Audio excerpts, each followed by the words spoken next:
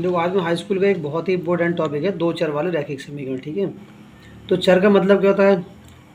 चर राशियाँ वे होती हैं जिनका मान परिवर्तित होता रहता है। ठीक है, चर जो होते हैं जैसे कि एक्स है, वाई है, ठीक है, जेड है, ये सब क्या है? चर राशियाँ होते हैं। ठीक है, तो हमें जो इक्वेशन पढ़नी है वो वाली पढ़नी है जिसमें एक्स वाई वगैरह ये दोनों होंगे। ठीक है, और इनके कोफिशिएंट में कुछ भी हो सकता है। ठीक है, जेड नहीं होगा। ठीक है, यहाँ पे सिर्फ दो चरों के बारे में बात करना है, मतलब एक्स और वाई के बारे में। ठीक है, इनके कोफिशिएंट में कुछ भी हो सकता है जीरो के अलावा, जैसे मान लो 3 हो जाएगा, 2 हो जाएगा, 4 हो जाएगा, कुछ भी हो जाएगा। ऐसी वाई के यहाँ पे 2 हो सकता है, 4 हो सकता है, 3 हो सकता है, कुछ भी हो सकता है जीरो के अलावा। यानी जीरो हो जाएगा तो यहाँ पे क्या, जब बाई हो जाएगा, बाई इंटू जीरो हो जाएगा, और जब बाई इंटू जीरो होगा तो इसकी कोई वैल्यू नहीं रहेगी। ठीक है, क्योंकि किसी नंबर की अगर जीरो से गुणा कर देते हैं तो सब कुछ जीरो हो जाता है।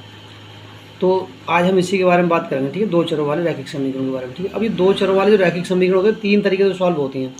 तो पहला तरीका तो इसका होता है विलोपन विधि, दूसरा तरीका इसका होता है प्रतिस्थापन विधि,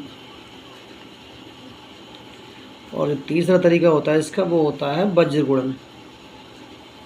वज्र गुणन। ठीक है, तो हम यहाँ पे सिर्फ पहली विधि पढ़ेंगे भी, विलोपन विधि। ठीक है, नंबर 1 जो पढ़ेंगे हम वो विलोपन विधि पढ़ेंगे। ठीक है, यहाँ पे अब विलोपन का मतलब होता है किसी चीज़ को लुप्त कर देना। ठीक है, तो मान लो हमारे पास कोई दो इक्वेशन दे रखी होती है तो हम क्या करते हैं, किसी ऐसे नंबर से गुणा करते हैं दोनों इक्वेशन में कि उनका कोई एक जो चर होता है उसके कोएफिशिएंट जो बराबर हो जाए, उनके गुणांक जो वो समान हो जाए। ठीक है, समान होने पर अगर दोनों कोएफिशिएंट के अगर चिन्ह समान है तो उनको घटा लिया जाता है, और चिन्ह अगर विपरीत है तो उनको जोड़ लिया जाता है। ठीक है, जोड़ने के बाद में क्या करते हैं हम, एक अज्ञात चर बचता है। ठीक है, अज्ञात चर को हम सॉल्व कर लेते हैं, फिर उस अज्ञात चर के मान को किसी एक समीकरण में रखने पर हम दूसरे चर का मान प्राप्त कर लेते हैं। ठीक है, अब मान लो हम हमारे पास कोई एक इक्वेशन है। ठीक है, 2x plus 3y equal to 8 और 4x प्लस 6y बराबर 7।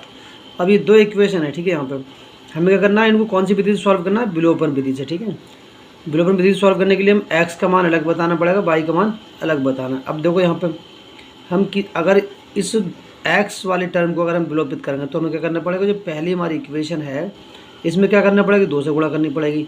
2 से गुणा करेंगे तो ये 4 हो जाएगा, मतलब दोनों x के दोनों के जो कोफिशिएंट है वो समान हो जाएंगे। ठीक है, और अगर हम इस y वाली टर्म को खत्म करेंगे तो यहाँ पे 6y, यहाँ पे कितने 3y हैं, तो इसमें हम क्या करेंगे 2 से गुणा कर देंगे। ठीक है, तो ये क्या हो जाएगा, ये भी खत्म हो जाएगा। ठीक है, चलिए ठीक है, अब देखते हम क्या करते हैं, समीकरण 1 में हम करते हैं 2 से गुणा। ठीक है, समीकरण 1 में 2 से गुणा करके समीकरण, देखो अब यहाँ पे क्या है, इसका क्या करें, इनके दोनों के जो साइन है वो सेम है। ठीक है, तो एक को घटाना पड़ेगा। ठीक है, इसमें तो गुणा करके समीकरण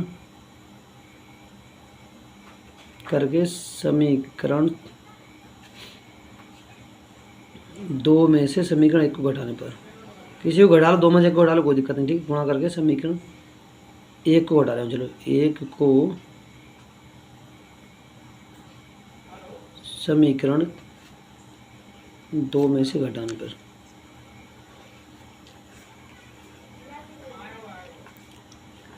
अब देखो इसकी 2 से गुणा करूँगा। ठीक है, तो समीकरण जिसमें से घटाना है, क्योंकि 2 में से घटाना है तो ये 2 को ऊपर लिखा जाएगा, इसमें गुणा किसी से नहीं करनी, तो जाएगा 4x plus 6y equal to 7, और ये 2 से गुणा हो जाएगी ना, इधर भी 2 से गुणा होगी इसकी। ठीक है, इस वाली टर्म में भी और इस वाले में पूरे, इधर भी 2 से गुणा और इधर भी 2 से गुणा, तो कितना हो जाएगा, 2 दूनी 4x हो जाएगा प्लस 2 3 6y हो जाएगा, और बराबर में कितना हो जाएगा 16। ठीक है, इसको तो यहाँ भी 0 है, इधर भी सब कुछ दोनों कट रहा है। ठीक है, यहाँ पे 0 हो जाए। ठीक है, क्या हो जाए यहाँ पे 0। अब यहाँ पे क्या करना है, घटाना है। ठीक है, यहाँ पे साइन इनके चेंज हो जाएंगे, और यहाँ पे अब देखो 7 प्लस का 9 16 किसका, माइनस का, तो यहाँ पे तुम्हारा बचेगा ये माइनस, कितना बचेगा ये माइनस का 9, 9 7 16 होता है, माइनस का 9 बचेगा। ठीक है, तो यहाँ पे कहने का मतलब है, यहाँ पे जो 0 हमारा ना माइनस का होता है प्लस का होता है, तो कुछ भी नहीं होता है, हम इसको ऐसे लिख सकते हैं 0 इक्वल टू 9। ठीक है, ऐसे लिखा सकता है, जो कि एक असत्य कथन है। ठीक है, अब देखो 0 इसके 9 के बराबर तो हो ही नहीं सकता। ठीक है, और यहाँ पे कोई भी एक भी चर नहीं है बचा, ना तो x बचा ना y बचा। ठीक है,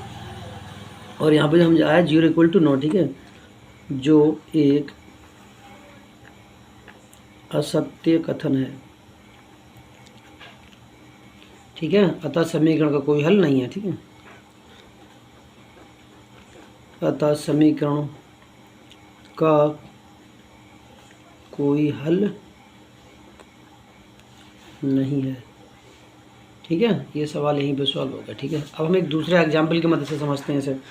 दूसरा एग्जाम्पल क्या है, अब हम समझते हैं एक दूसरे एग्जाम्पल की मदद से। ठीक है, क्योंकि वो तो एक तो हो गया। ठीक है, क्योंकि हो सकता है पहले एग्जाम्पल जो समझ में ना आया हो। ठीक है, अब दूसरे एग्जाम्पल से आपको पूरा क्लियर हो जाएगा। ठीक है, तो हम इक्वेशन उतारते हैं 4x + 5y = 7, और ये दूसरा इक्वेशन है 2x + y = 2। ये इक्वेशन नंबर 1 और इक्वेशन नंबर 2। अब देखो हम यहाँ पे क्या कर रहे हैं, यहाँ पे कितना 4x, यहाँ पे कितना 2x है। ठीक है, यहाँ पे कितना 5y, यहाँ पे कितना 1y है। तो हम इनमें से किसी भी एक वेरिएबल्स का कोफिशिएंट समान करके, और क्या करते हैं, मैंने बताया था अगर समान चिन्ह है, ठीक है, तो उसको घटाते हैं, और विपरीत चिन्ह है तो उसको जोड़ते हैं। तो यहाँ भी देखो, यहाँ भी y प्लस का, यहाँ भी y के आगे प्लस, और यहाँ x के आगे प्लस है, यहाँ भी x के आगे क्या है, प्लस है। तो क्या करेंगे, ऐसी कंडीशन में हम कोएफिशिएंट समान करके इनमें जो समीकरण को क्या करना पड़ेगा, घटाना पड़ेगा। ठीक है, तो हम समीकरण 2 में जो है 2 से गुणा कर लेते हैं। ठीक है, समीकरण 2 में 2 से गुणा करने पर यहाँ पे 4x हो जाएगा। 4x ये है और 4x ये पहले से ही है, तो इसको फिर हम घटा लेंगे। तो हम यहाँ पे लिखेंगे समीकरण 2 में 2 से गुणा करके